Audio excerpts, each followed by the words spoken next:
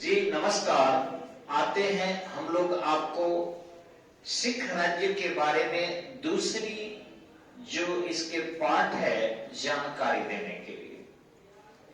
मैंने कल के वीडियो में बताया था आपको कि सिख राज्य जो विस्तार किया भारत के उत्तर पश्चिमी क्षेत्र में, ऐसे समय में ये विस्तार कर रहा था जिस समय में कंपनी के विस्तार भी हो रहे थे और भारत में जो मुगलिया सत्ता थी उनका पतन हो रहा था।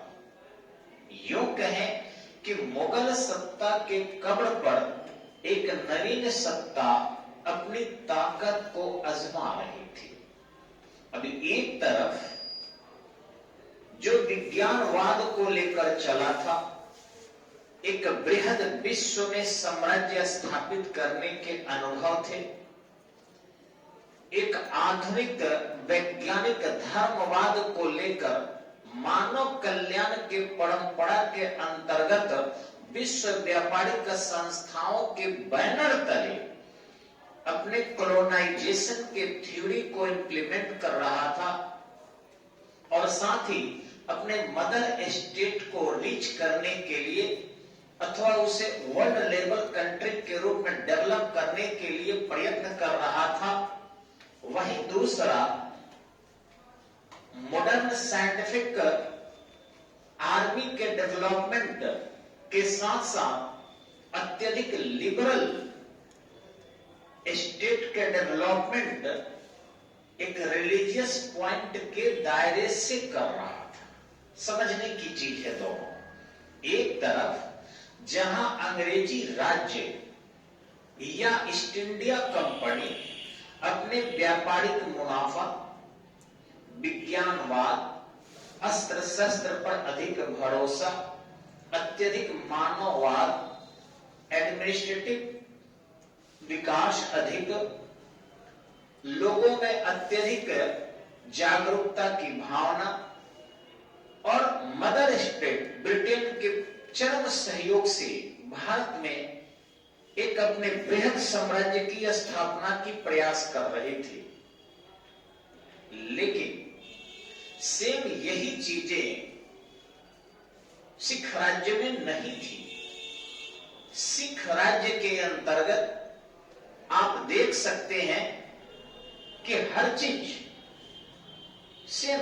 आपको थोड़ा सा मैं बताना चाहूंगा कि मान लीजिए कि ये आपका इंडिया हुआ और इस इंडिया में, वर्तमान इंडिया की मैं छोटी सी बात बता रहा हूं, इस इंडिया में जो मुगलिया क्षेत्र था वह आपके पाकिस्तान और थोड़ा सा अफगानिस्तान क्षेत्र तक भी विस्तार किया था। अभी यह मुगल सत्ता समाप्त हो रही थी, अपनी अंतिम गिनती गिन रही थी औरंगजेब के मृत्यु के बाद से।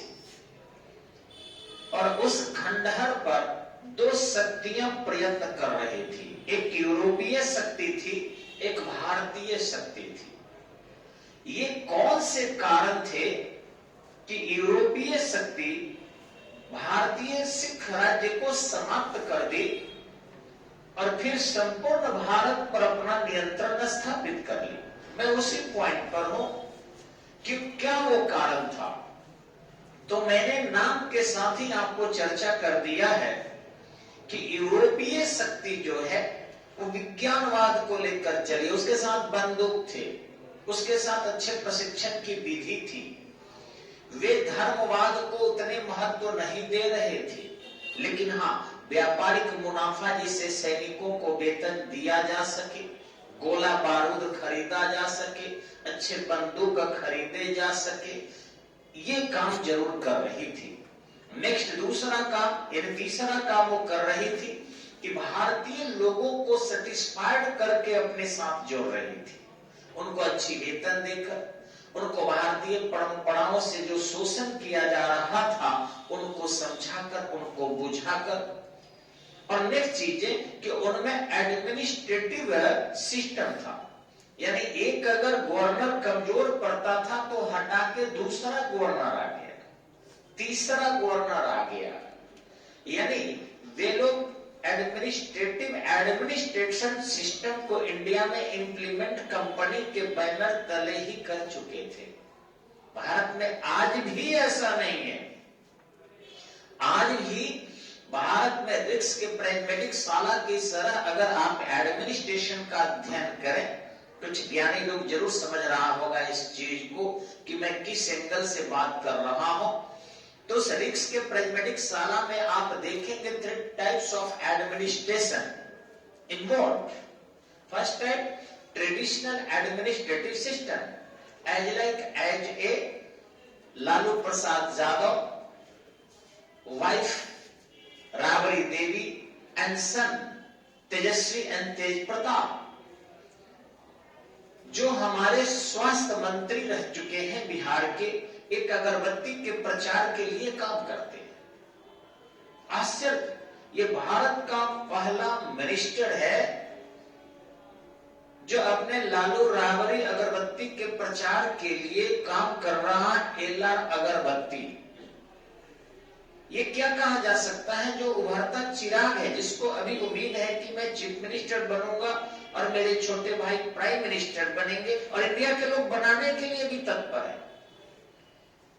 नेतृत्व तो करने के लिए सब है, लेकिन उनमें नेतृत्व की क्षमता को बढ़ाने वाला कौन है? तो ये इसको कहते हैं हम लोग ट्रेडिशनल एडमिनिस्ट्रेशन इन इंडिया। अब यदि आप उस ट्रेडिशनल को, बाप के बेटा को, मुलायम के बेटा को ही मुख्यमंत्री के रूप में आप देखना चाहते हैं, तो निश्चित रूप से आपका ट्रेडिशनल है, परंपरा है। राजा का बेटा अंधा भी हो, धृतराष्ट्र तो राजा बनेगा। राजा का बेटा अगर जंडी से ग्रसित भी हो, पांडु तो जो वही बनेगा। ये क्या मतलब है? तो ये जो परंपरा है, इसी के कारण आज से बहुत वर्ष पहले, इतिहास के अनुसार भी लगभग 950 वर्ष पहले महाभारत हुआ था। और उस महाभारत में कृष्ण ने कहा था कि धृतराष्ट्र का बेटा दुर्योधन है, इसलिए वो नहीं बनेगा। जो योग्य होगा वह बनेगा, युधिष्ठिर बनेगा, अर्जुन बनेगा, क्योंकि इसमें योग्यता है। लड़ाई लड़ा गया, नरसंहार हुआ एकदम से। लेकिन आज की परंपरा में ऐसा नहीं है। अंग्रेजों में आप देखेंगे कि कभी क्लाइव आता है, कभी वारेन हेस्टिंग्स आता है, कभी कर्नवालिस आता है, कभी जॉन सोर आता है, कभी वेलेस्ली आता है, कभी मिंटो आता है, कभी लॉर्ड हेस्टिंग्स आता है, कभी डलहौजी आता है। कहां डलहौजी का कोई बेटा आता है, कहां वारेन हेस्टिंग्स का बेटा आता है। ये बाप और बेटे की परंपरा जब तक चलेगी, इस देश में हम हारते रहेंगे। और वो क्या हारेंगे? पूरा देश हारेगा, पूरा समाज हारेगा, हमारी पूरी अर्थव्यवस्था हारेगी और हम पिछड़ते रहेंगे। लेकिन अफसोस कि एक ही जगह नहीं है, ये हर जगह देखने को मिल रहा है। हमारे देश की आजादी में चरम सहयोग करने वाली कांग्रेस पार्टी में भी ऐसा नहीं था। वहां भी WC बनर्जी बने थे, आपके बनर्जी जी बने थे, उसके बाद राजेंद्र प्रसाद, बहुत सारे लोग हमारे अलग अलग कांग्रेस के अध्यक्ष बने। लेकिन इधर देख रहे होंगे आप लोग कि कभी मम्मी बन रही है तो कभी बेटा बन रहे हैं, कभी बेटा बन रहे हैं तो कभी मम्मी बन रही है। जवाहरलाल नेहरू ने जब से छोड़ कर गए हैं सत्ता, एक परिवार में कांग्रेस बंद कर रह गई है। यही मेन कारण था रणजीत सिंह के हार का, कि रणजीत सिंह मरे तो उनका बेटा ही बनेगा, वो चाहे उसको योग्यता हो ना हो, गांजा पीता हो, खड़क सिंह फिर भी बनेगा। अब खड़क सिंह की बेटा नौनिहाल सिंह बनेगा, भले नौनिहाल सिंह तुरंत मर जाए तो फिर शेर सिंह बनेगा, और शेर सिंह के बाद एक छोटा सा गोदी का बच्चा दलीप सिंह बनेगा। अब उस दलीप सिंह से हम क्या उम्मीद करें? ये तो अंग्रेज इतना भी 10 साल बकस दिए काफी थे। 1839 में रणजीत सिंह की पक्षाघात से मृत्यु होती है और 1849 तक वो कब्जा नहीं किए अंग्रेज, या कोई और सत्ता नहीं आई। यही एक भारतीय लोगों के लिए उपकार था। इसमें ज्यादा मत्थापेची नहीं करना है कि सिखों के हार का कारण क्या था। जब जब ये बाप बेटा का प्रोग्राम चलेगा, तब तक या तो वो हारेंगे या देश हारेगा, और नेता भी हारे तो देश हारा, और देश हारा तो नेता हारा। तो इस बाप बेटा के प्रोग्राम को खत्म नहीं किया जाएगा। इस इतिहास को पढ़ने से कोई फायदा नहीं है, प्रशासन में भी नहीं है। मैं कितना हूं योग्य हूं, लेकिन जरूरी नहीं कि मैं नहीं रहा तो मेरे परिवार के लोग भी आपको इसी ढंग से समझ रखते हो, ऐसा समझा सकते हो। जब डॉक्टर का बेटा बेहतरीन डॉक्टर नहीं होता, इंजीनियर का बेटा बेहतरीन इंजीनियर नहीं होता, एक अच्छे गायक का बेटा अच्छा गायक नहीं होता, एक अच्छे पायलट का बेटा अच्छा पायलट नहीं होता, तो फिर प्रशासन में ही क्यों ऐसा नियम बना दिया गया है? और भी राजनीति में सबसे ज्यादा कि नेता का बेटा ही नेता बनेगा, ये कहां से योग्यता आ गई? ये तो हम समझना चाह रहे हैं।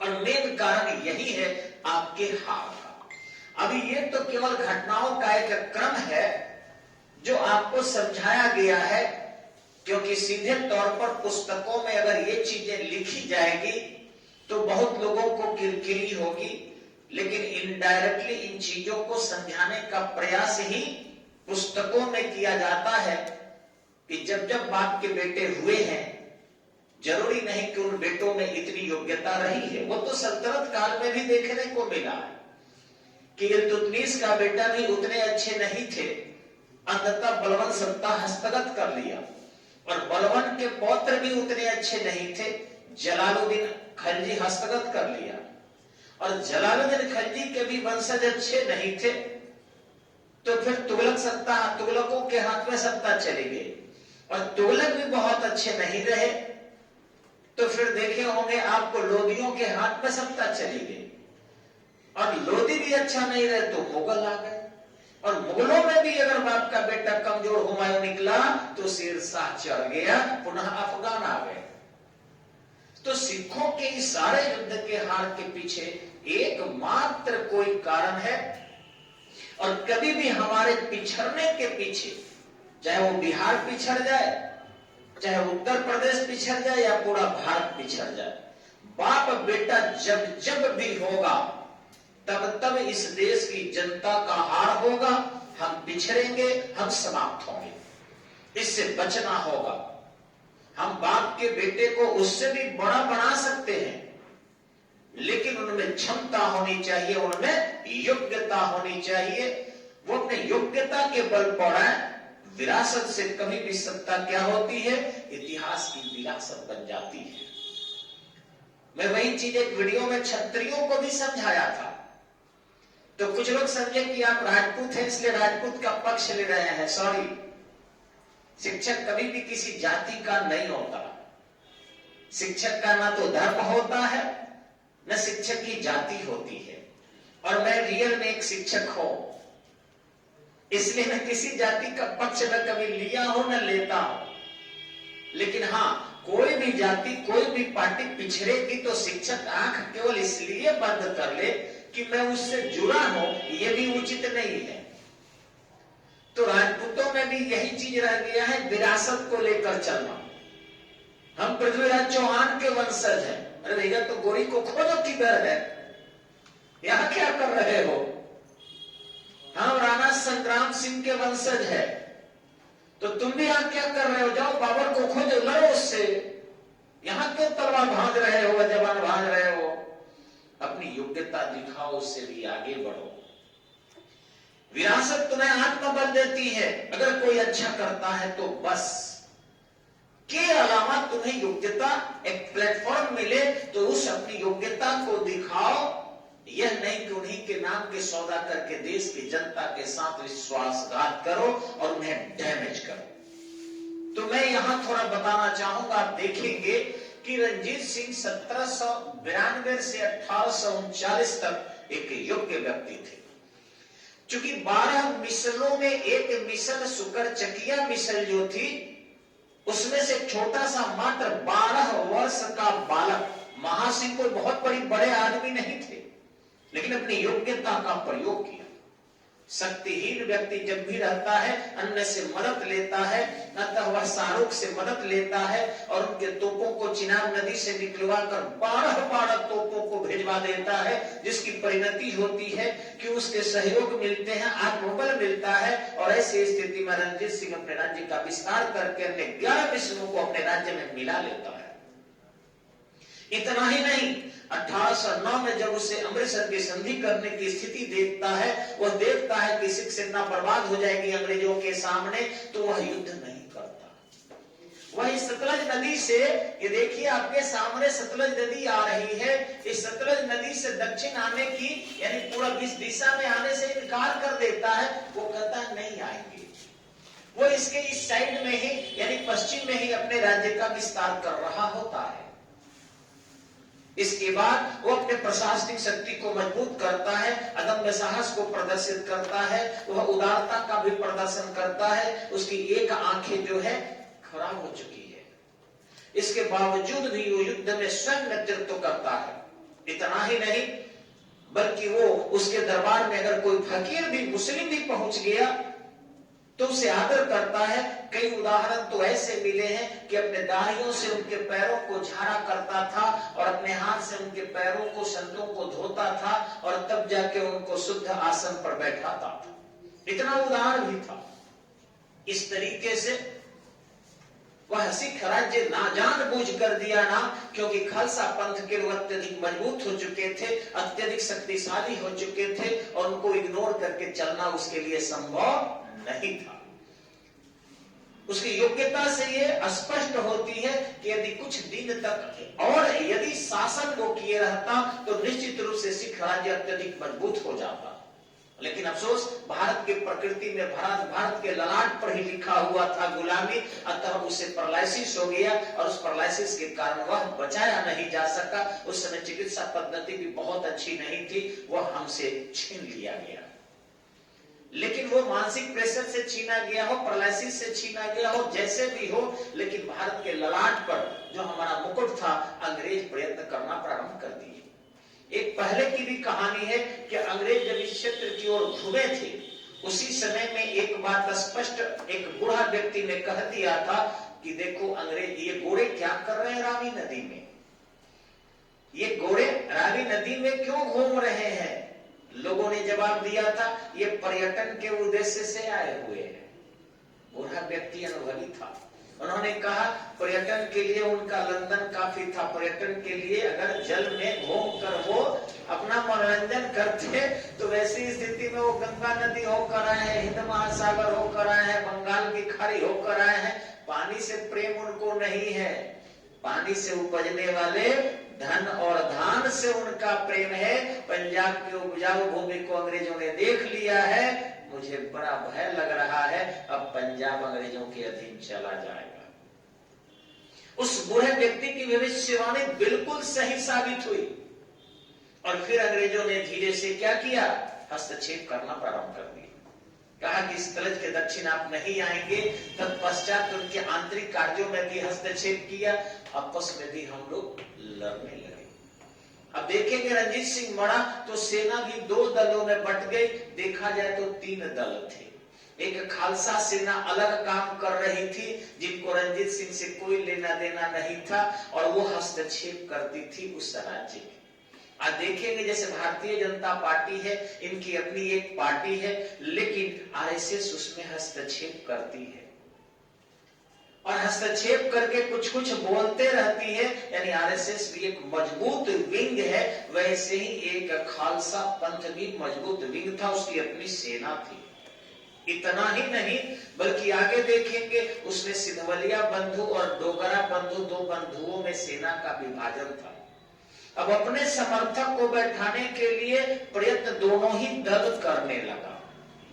अब एक दल जैसे ही खड़क सिंह को बैठाया, दूसरा दल उनके पुत्र नौनिहाल सिंह को अपनी तरफ मिला लिया। अंग्रेज इसको देख रहे थे, ऐसा नहीं कि नहीं देख रहे थे। अब ऐसी स्थिति में वो सीधे हस्तक्षेप नहीं कर रहे थे, क्योंकि सीधे अगर हस्तक्षेप करते हैं तो हो सकता है लोग एकताबद्ध हो जाए। पहले इतना झगड़ लेने दो, इतना लड़ लेने दो कि एकता की कोई संभावना ही न रहे। और अगर एकता की संभावना जब बिल्कुल समाप्त हो जाएगी तो उसमें प्रवेश करके दोनों को समाप्त कर दो, एक एक करके मार दो। ये राजनीति में चाणक्य भी कहता है इन चीजों को। तो देखिए हुआ क्या यहाँ पर कि डोगरा बंधु सिद्धवालिया बंधु दोनों जब आपस में झगड़कर और खड़ग सिंह की जब मृत्यु हो गई कैद में, नौनिहाल सिंह प्राकृतिक दुर्घटना से वो सहतीर गिरने से मर गया। ऐसी स्थिति में वहां पर शेर सिंह जो है हस्तक्षेप किया, वह शासक बन जाता है और शेर सिंह के बाद पुनः वहां षड्यंत्र होते हैं भयंकर। अब उस भयंकर षड्यंत्र के अंतर्गत महिलाओं के हस्तक्षेप भी बढ़ जाते हैं।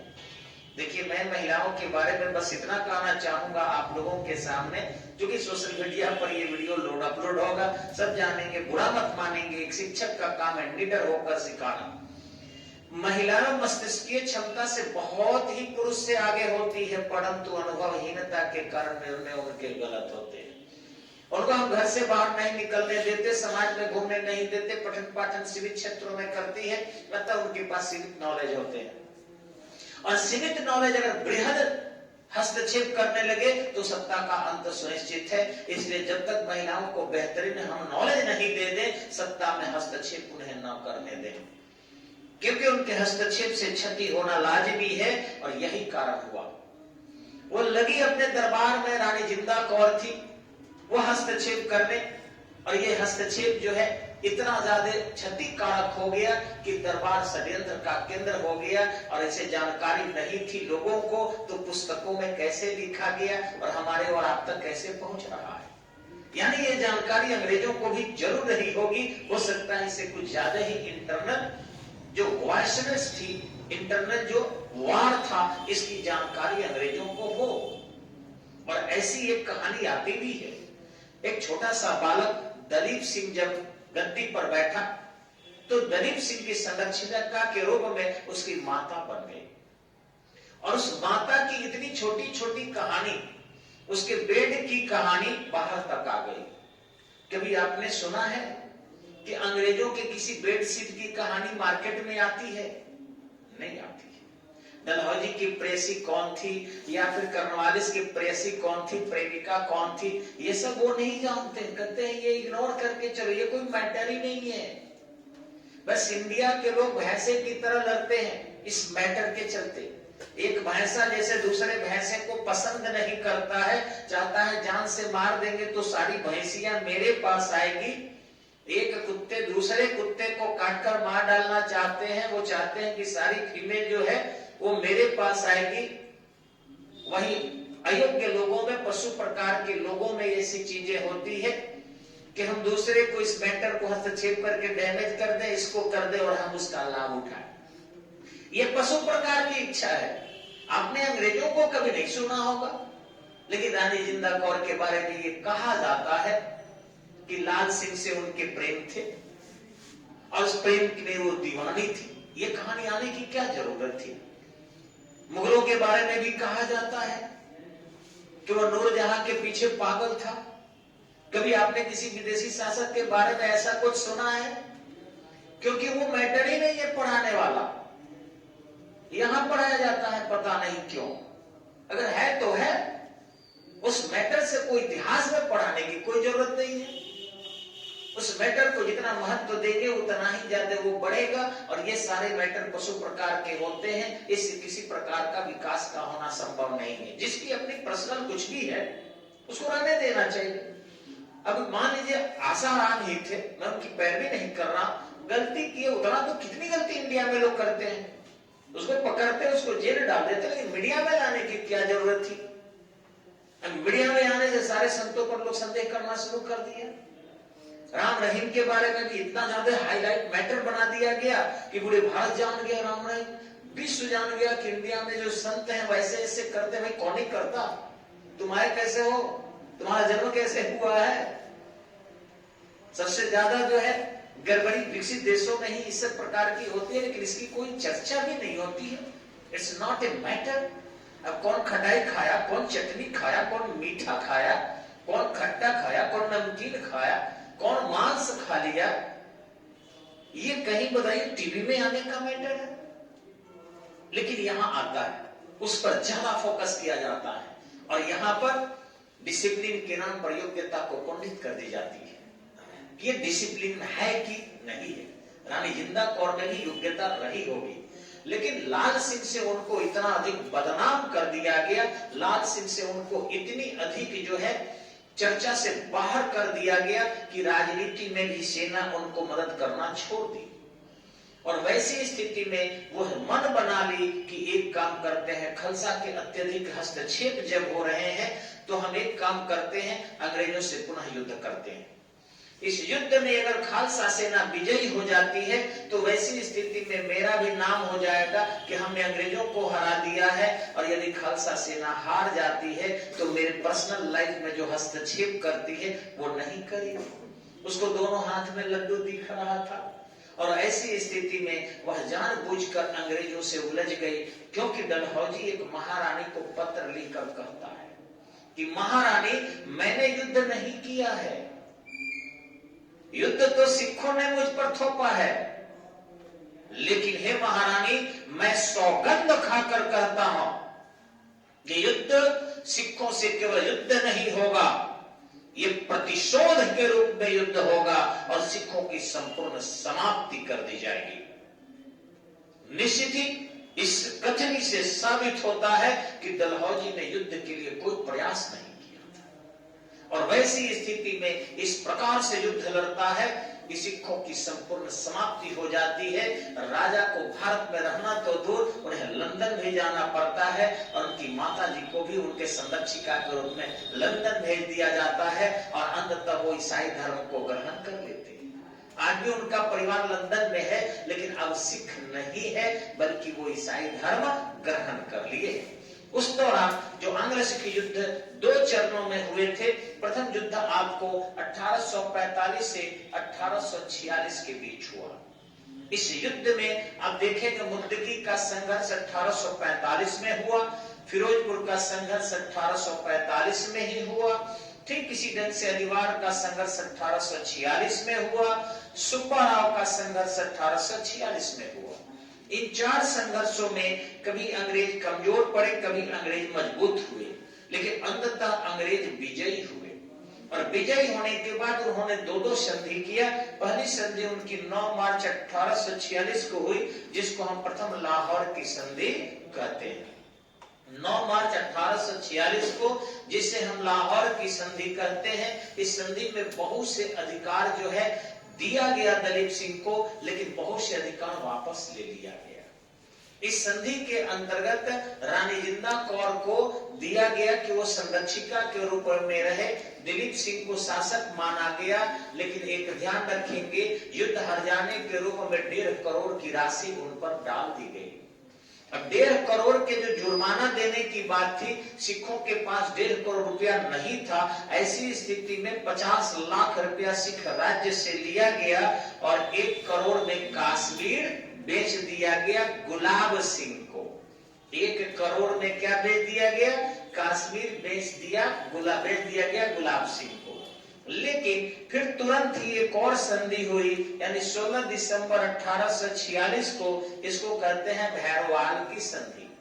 अब इस भैरवाल की संधि में रानी जिंदल को बना दिया गया संरक्षिका से हटाकर एक पेंशन याफ्ता, और उन्हें लाल सिंह के साथ बनारस भेज दिया गया। तपस्या में आप लीन रहिए। लाल सिंह के साथ, सोचिए अपने प्रेमी के साथ, कितना भावना मजाक हुआ था, ये समझा जा सकता है। किसी भी व्यक्ति को अपने इस टाइप के पर्सनल मैटर में हस्तक्षेप ही नहीं करने देना चाहिए, चर्चा भी नहीं। मैं किससे प्रेम करता हूं, किससे नहीं करता हूं, तुम कौन होते हो? क्यों इस मैटर को उठाने का क्या हक है हमारा? तुमको बनता है तुम हमसे प्रेम करो, नहीं बनता है तुम प्रेम कम कर दो, बंद कर दो, लेकिन बाकी मैं कहां कर रहा हूं, इससे तुमको क्या लेना देना? इस टाइप की जब तक आप में मजबूती नहीं आएगी, तब तक आप मानसिक रूप से टूटते रहेंगे और तोड़ने वाले आपको तोड़ते रहेंगे। ये प्राचीन काल से अभी तक भारत में रहा है, पता नहीं कब तक आपके इस कमजोर पॉइंट से लोग खेलते रहेंगे और खेलकर आपको कमजोर मानसिक रूप से करते रहेंगे, क्योंकि शरीर में ताकत कम होती है, मस्तिष्क में ताकत अधिक होती है, और मस्तिष्क के रूप से यदि आप टूट जाते हैं तो कहीं भी आप जुट नहीं पाएंगे, ये ध्यान रखना चाहिए। तो यहाँ पर वही भैरवाल की संधि के अंतर्गत रानी जिंदल को जब हटा दिया गया उनके संरक्षिका के रूप में, तो वैसी स्थिति में उसे पेंशन दे दिया गया और 8 लोगों की एक कमेटी बना दी गई। अब ये जो इनके इस भैरवाल की संधि से 8 लोगों का एक दल बना, यही दल दलीप सिंह को संचालित करने लगा।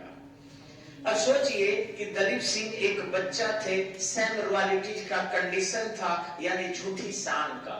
उस बच्चे को भी खेलने और कूदने की उम्र थी और उस उम्र में बना दिया गया वो शासक।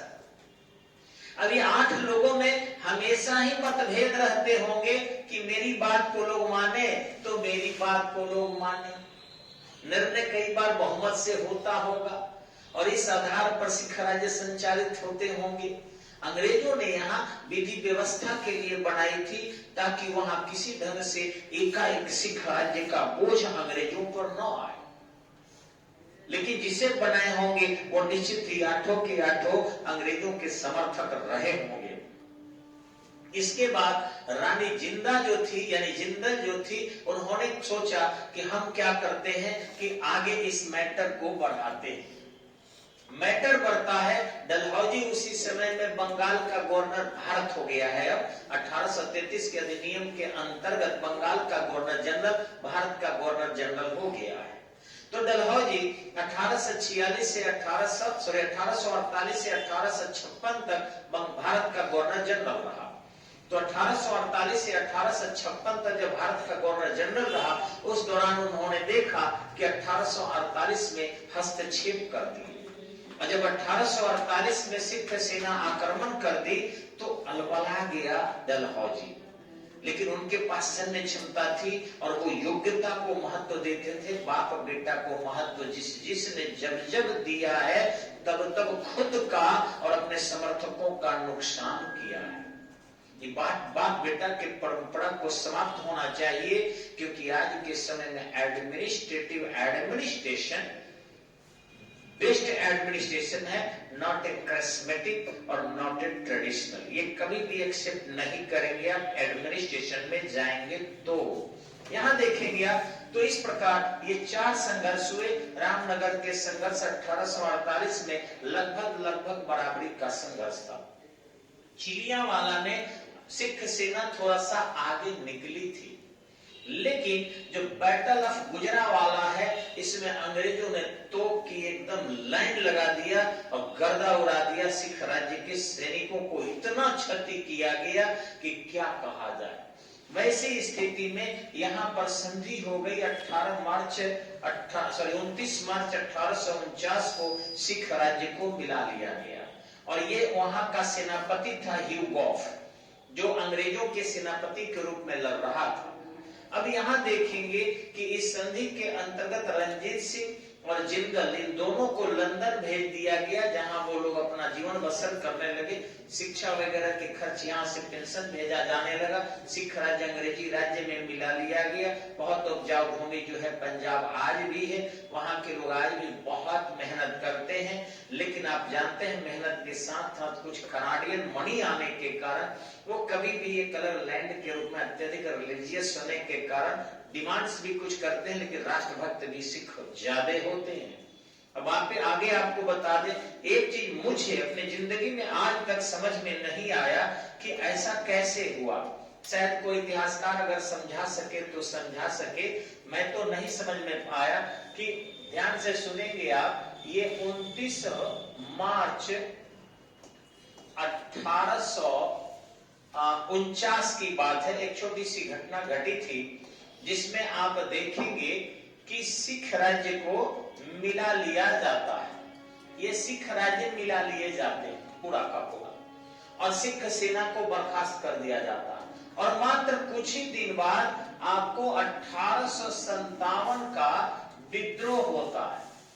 इस 1857 के विद्रोह में यही सिख सेना सिख सेना अंग्रेजों को मदद करती है ताकि हमारा देश स्वतंत्र न हो सके।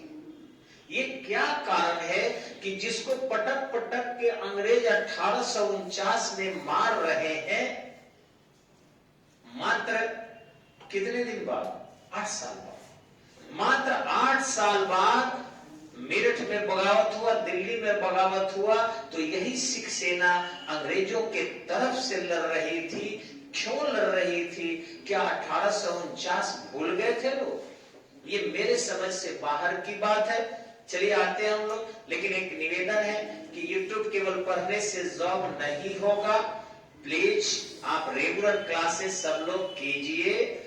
YouTube कब तक देखेंगे? क्योंकि इस YouTube के रिकॉर्डिंग के बाद भी हम लोग बहुत सारी चीजें स्लो मोशन में समझाते हैं। यहाँ किसी भी शिक्षक से आप पढ़ेंगे, आपको उससे जॉब नहीं होने जा रहा। एक सेटिस्फैक्शन है। आप पढ़ते रहिए फेसबुक, पढ़ते रहिए YouTube और बर्बाद होते रहिए। धन्यवाद। जय हिंद, जय भारत।